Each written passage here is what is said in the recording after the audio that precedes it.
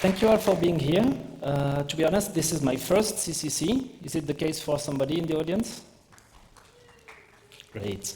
I usually cannot be here because of family reasons, and the only way I could find to get here is to get accepted as a speaker. So here I am. So, as the angel says, I'm a security researcher. I live in the French-speaking part of Switzerland. I do a lot of embedded devices.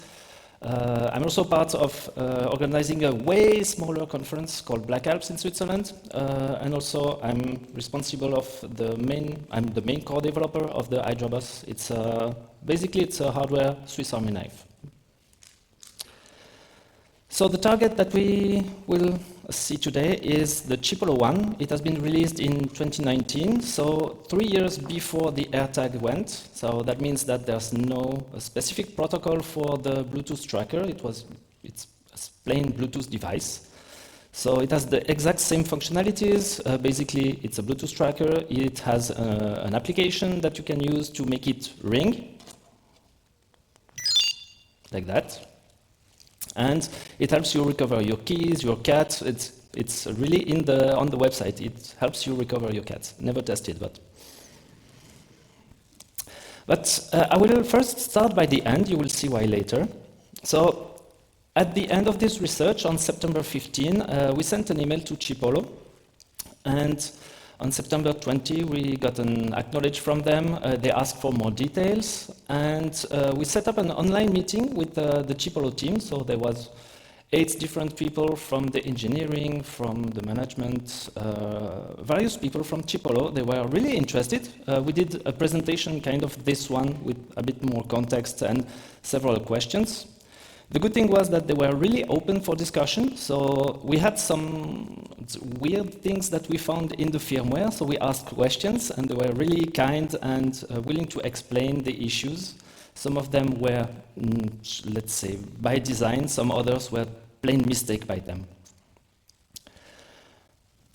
By the end of this meeting, what really stand out was that the device they used had a really small memory for storing the firmware. That means that they had to make some choices and remove some features and some security checks in order to make the firmware fit within the microcontroller.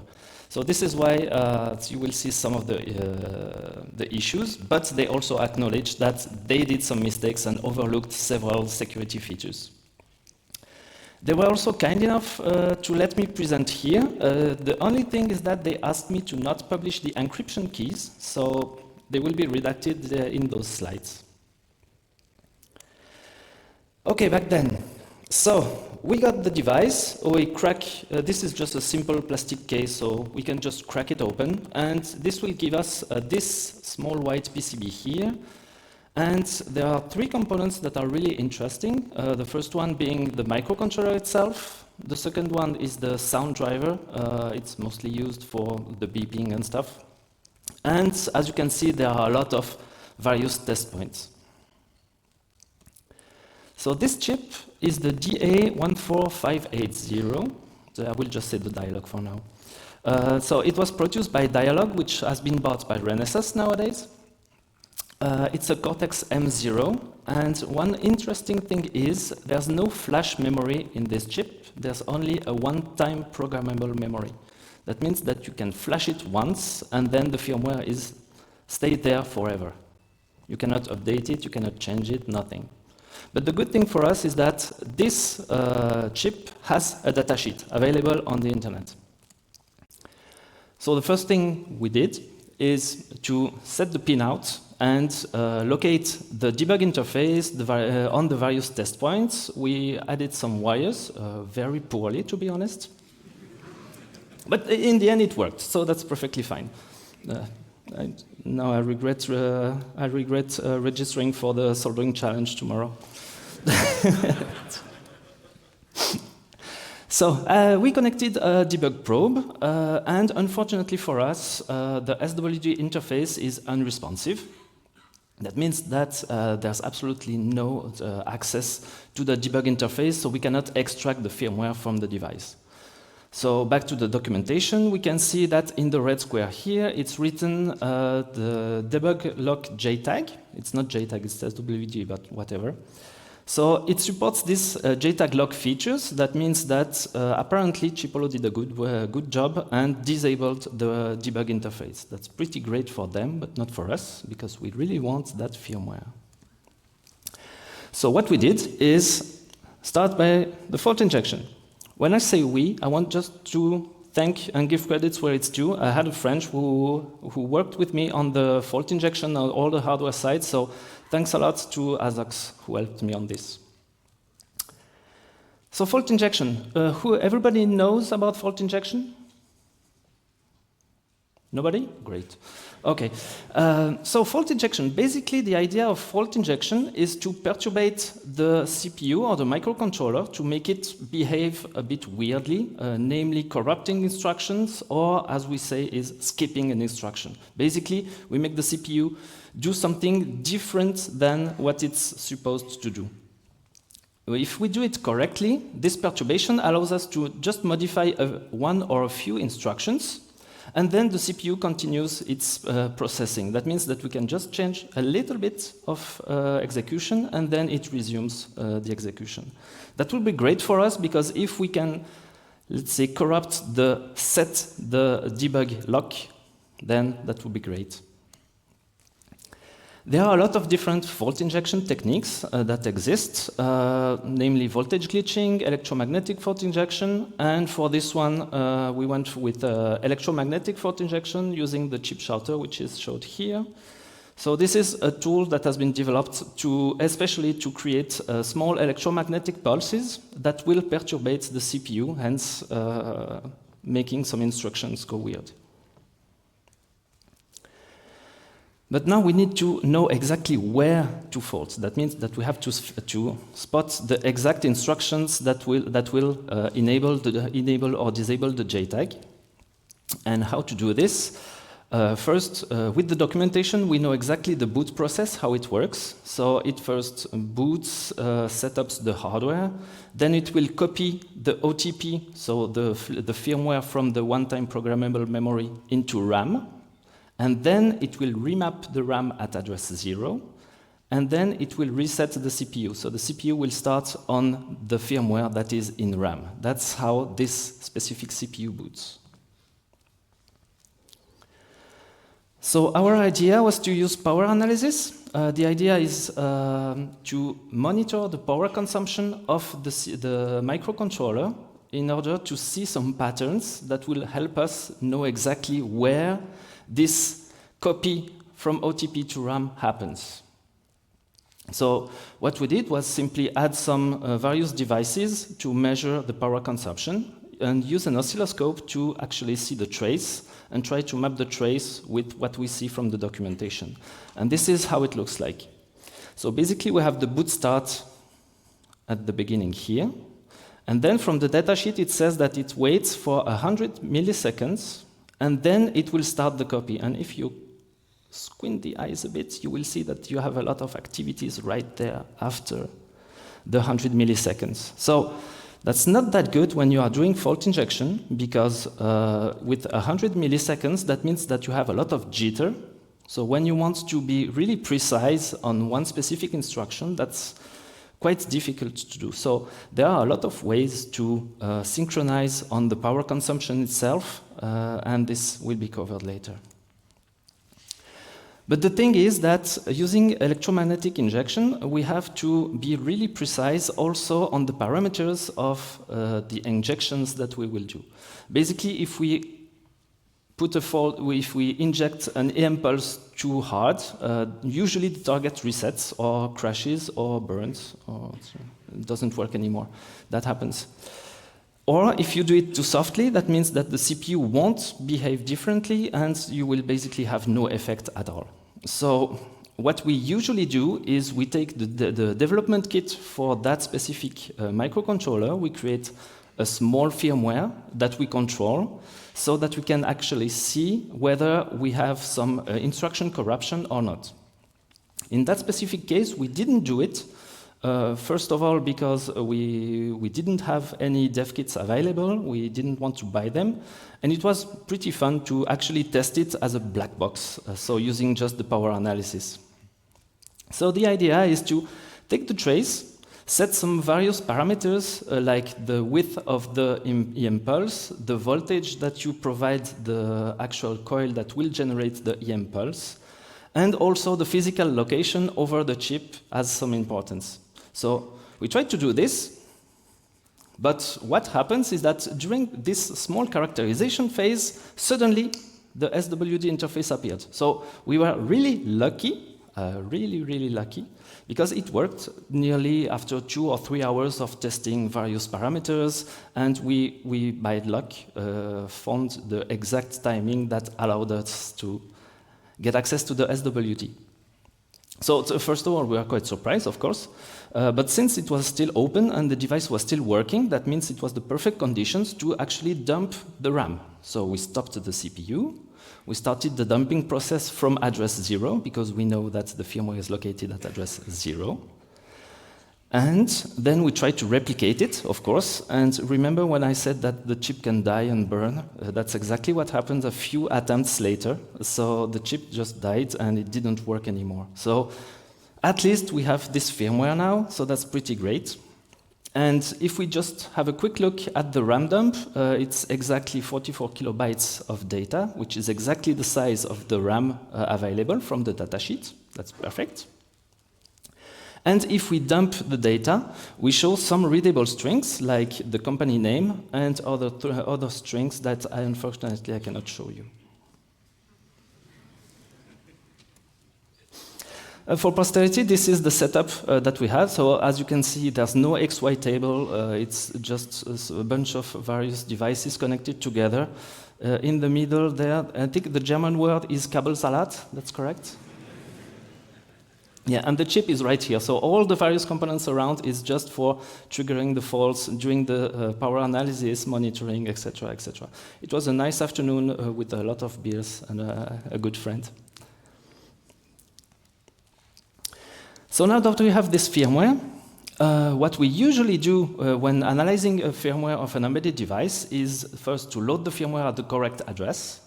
In that case, it's quite easy because it's from address 0, so it starts right there.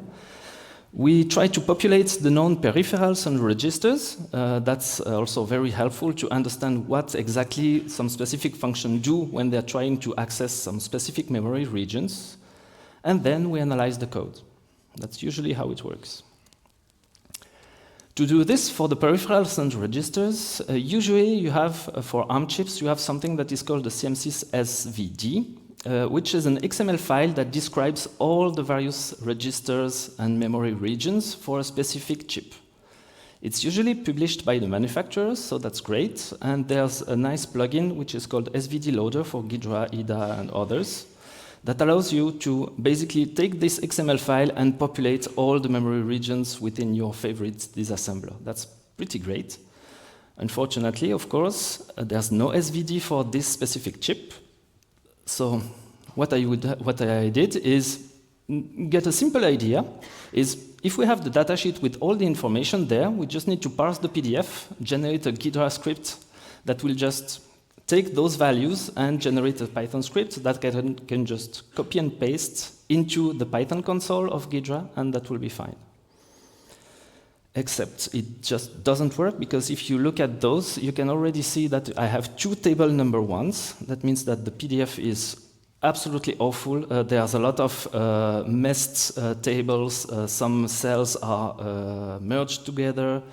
Sometimes there are ghost cells with no values inside of it. So in the end, after the extractions, I had to basically rewrite everything by hand, just to make sure that it works correctly. But after a lot of time, I was able to get something that looks quite nice. So I first already have all the registers and the memory regions. That's already a good result.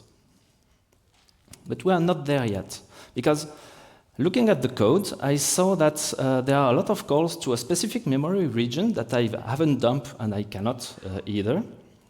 And those hard-coding functions, looking at the datasheet again, It's in a specific region in ROM, so it's burned directly within the chip, and it has a lot of helper functions and functions that are used a lot.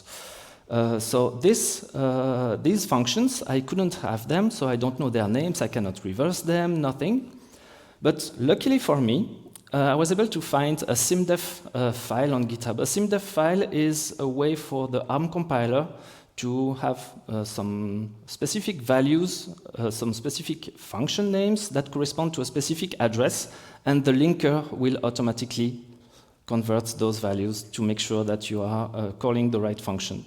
So I wrote a Git script, the link is there, it's on GitHub if you need it, because there was none before that. So with that specific Git script, and if we pull that all together, you start with the function on the left, and in the end you have the function of the right. You can see that they implemented memcopy and memcmp directly in ROM, so that's pretty convenient. So you don't need to implement your own memcopy, it's already written into the chip. And you have other functions and other helpers that typically tell you, okay, this is the Bluetooth address of the device.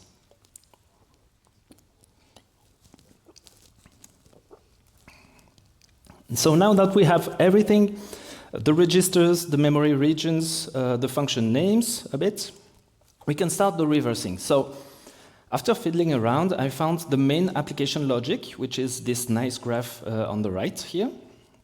So it's a huge state machine that basically handles all the various Bluetooth communication, and depending on the state it will call various functions and other callbacks, etc., etc. So it's pretty messy to do, but at first, the first thing it does is some kind of comparison, and if the user sends a specific Bluetooth value, then the chip will enable all the other functions. It looks like an authentication. So, looking at how this authentication data is sent, basically it's a comparison between 6 bytes that the user sends to the device and a value that is stored within the device. And that value that is stored is first the CRC32 of some random 16-byte buffer. So they are using CRC32. It's quite easy to find because you have those constant values. You can use Google, you can just Google for the values and it will directly tell you the kind of function it is. That's pretty great. There's also another script that is called FindCrypt that will help you understand which constants are used for specific crypto algorithm, and that helps a lot. So it does a CRC32 over a 16-byte buffer, and that specific buffer comes from another function that takes as an input the Bluetooth address, a fixed value that I cannot tell you, and some other value that I cannot tell you, but it's fixed. And that function, again, uses a specific constant, and if you Google for it, you will see that it's TEA, so it's the tiny encryption algorithm. So basically, this value, this secret that you need to discover is only dependent on the Bluetooth address that you can know. But there's even more, because the CRC is only 4 bytes, and it compares to 6 bytes.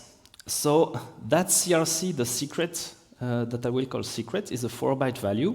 It is then mangled with a random value that is generated at boot. This value can be queried over Bluetooth. That's how the application knows the random seed. Let's call it that way. And how the seed is, and how the password is calculated. It's based on the random and that specific CRC. You have all the token values, the token positions, and the formulas associated. And if you are quite decent at math, especially with XORs, you will see that if you can sniff one valid authentication, you can recover the CRC, hence the secret key for that authentication. That also means that with one authentication, you can recreate any new authentication. It's even easier because after a first successful authentication, the random value is incremented by 1. It's not regenerated, it's just incremented by 1. That means there are only 2 bytes that change within the token.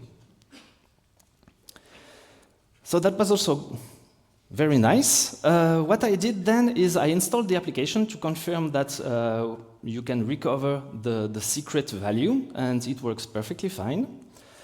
And then I was thinking, okay, so maybe there might be some other vulnerabilities there. So I installed the app. I used the Bluetooth snoop log from Android to access all the various Bluetooth traffic. And I found out that the protocol uses some kind of TLV encoding, so tag, length, and value. So I looked at how the TLV encoding, the TLV decoding works within the firmware, and oh boy. The thing is, it takes the whole input, and it will split the input in 3 different stack-based buffers. So the tags will go in the tags buffer, the lengths will go in the lengths buffer, and the values will go into the values buffer. There's absolutely no bounds check, so that means it should be quite easy. You just send a very big packet, and you will be able to overflow any of those stack-based buffers. Except that, on that specific chip, the Bluetooth stack does not support changing the size of the payload in a Bluetooth packet. So it's stuck to the default of 23 bytes, and unfortunately, all the buffers are larger enough. They thought about it. So unfortunately, there's no way to really control the data we can overflow. We can still overflow by setting a very large length value, but you cannot really control the exact values that you will overflow. So we have to go a bit deeper.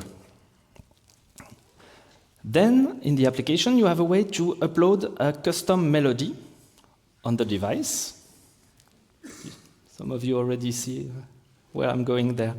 So you have 9 different melodies there. So you can ask to upload a new melody at slot number from 0 to 8. Fun fact: those melodies are stored in an array. So there's an array of pointer to melody structures, and 2 of them have a null pointer. It's a bug. They confirmed it's a bug. It shouldn't happen. But what's funny is that it allows you to overwrite directly the vector table from the chip. And that's a possibility to have remote code execution. But there's even a simpler way, because once you say, okay, I want to to change the melody, what you can do is you will just send data as chunks to the device, and it will just copy it in the melody buffer. Of course, with absolutely no bounds checking, whatever. So you can just overwrite up to the end of the RAM if you want to. Fun fact, also, there's a way to, at the end in the application, it will send a checksum of all the melody data, and if it's valid, then it allows you to play that specific melody. But in reality, you don't need to send that CRC, and you can just ask to play the melody. I don't know why it's there. So once I know that I can overwrite basically everything I want, I scrolled in Ghidra, because remember, since it's OTP copied to RAM, all the data that I copied is the RAM. So you have both the firmware and also all the buffers and pointers. That means that I just scrolled down in Ghidra after the last melody structure, and the exact first value that is used, lucky for me, is a callback function. It's a pointer to a function that is called after every received Bluetooth packet or whenever I click on the button. That means that I have a way to trigger the code execution, and I have a pointer to rewrite to point to exactly my own shellcode. So the strategy is quite easy. You authenticate to the device using one of the authentication bypasses I explained earlier. Then you start to update the melody number 5, because it's the furthest down in memory. So you send a huge knobsled, then the code, and then you overwrite this callback function, and then you just send some random Bluetooth packets, and it will trigger your payload every time. That's quite easy to do. So the first payload I did is simply hello world. By reversing the firmware, I also found the address of the function that will send a notification. So it takes the different parameters there, but you can just give it a specific value, then a pointer to a buffer, and then the length. And it will start, it will send you a notification directly. So now it's time to a small demo. Hope it will work.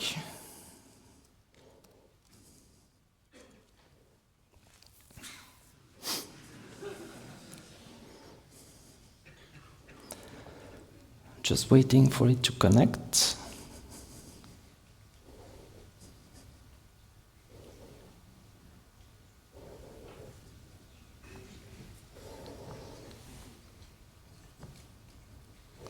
Of course.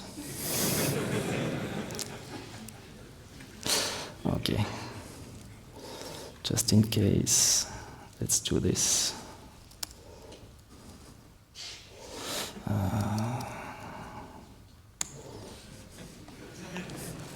Yeah, don't blame me, blame that device. Okay, so this will basically wait until the connection. Even the demo doesn't work. That's even the backup doesn't. Oh no, it works. Okay, it works. Okay, so now it's uploading the knob sled. That's pretty nice. What I did is I changed a bit the shellcode. This shellcode will complete the circle, so it will dump the firmware from the device over Bluetooth directly to the user. So if we wait a bit here after the end, once the knob sled is written, it will then add the shellcode, then overwrite the function pointer, and now you have the device spitting its firmware directly to the user.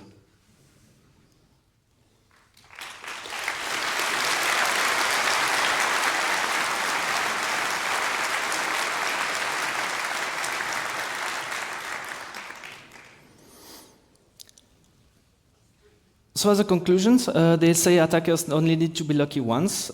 Fortunately for me, I was lucky more than once to get everything to be aligned and work perfectly. That's great. The not so good news is that those devices, since they are using one-time programmable memory, they cannot be updated. That means that you can still purchase them if you want to test for yourself, if you want.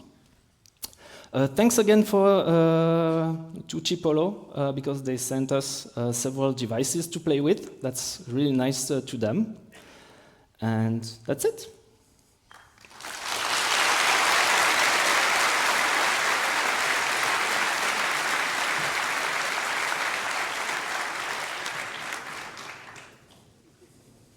So, thank you very much for your talk and also the demonstration. Do we have questions here? So I see someone lining up on the left. Yeah, so I have a question. You said there's no way to update the firmware. Okay, fair. But we can upload melodies, right? Yes. And it will be stored, I think, with changing the battery, right? It will be stored in RAM, yeah. yes. Yeah, correct. So is it possible to just insert your own code on the melody store? Like we do the remote code execution, right? And then store our own custom code and like that's kind of have our custom firmware. Mm-hmm. Is that possible? That's possible. The only thing is that if the device reboots, then the patch will be gone as well, because it will restart, then reload the firmware from the OTP memory to RAM, etc. So you will have to exploit your device every time it reboots. Oh, okay, yeah. Now I understand. Okay, yeah. Thank you. That was also quite helpful because whenever the shellcode crashed, and it crashed a lot at the beginning, every time the device crashes, it automatically reboots and does this small... there's no melody now because it's exploited. But it does this small melody every time it reboots, so I knew exactly when the exploit failed and I had to rewrite it, etc. Okay, thank you. Okay, we also have a question from the internet. I think the question was already covered. It was if the melody feature is only working until the device is rebooted, so it's only stored in RAM and lost after reboot. Yes. Okay, thanks. Then we have a question in the middle on the right. Yeah, I have a question. One question: Can you enable JTAG or SWD debugging once you have your own firmware loaded? Thank you. Yes, you can. Basically, I did, after I had this way of dumping every memory region, I dumped the ROM code. So I looked at the part of the code that is responsible for locking or unlocking the chip. And it does exactly that. So it just sets a specific bit in that specific register, and you can do it by using remote code execution as well. Yes. So you can create a shellcode that will just update one specific value at a specific memory location, and you have JTAG again. SWD, to be correct. Thanks. Thanks. Microphone 2. Hi, thank you for this great talk. And I have one question just for the record. So do you think they use the same keys in every device? So No idea. They don't. No, I have no idea. Did you exploit more than one? On this device, it's the same key. Yes. But on every device, but on the other models, I honestly didn't have time to try them already, so I don't know. all right, thank you. So, I guess since no one is rushing to the microphones again and we don't have any questions left from the internet, I want to thank you again for the wonderful talk. Thank you. And a warm applause, please. Thanks.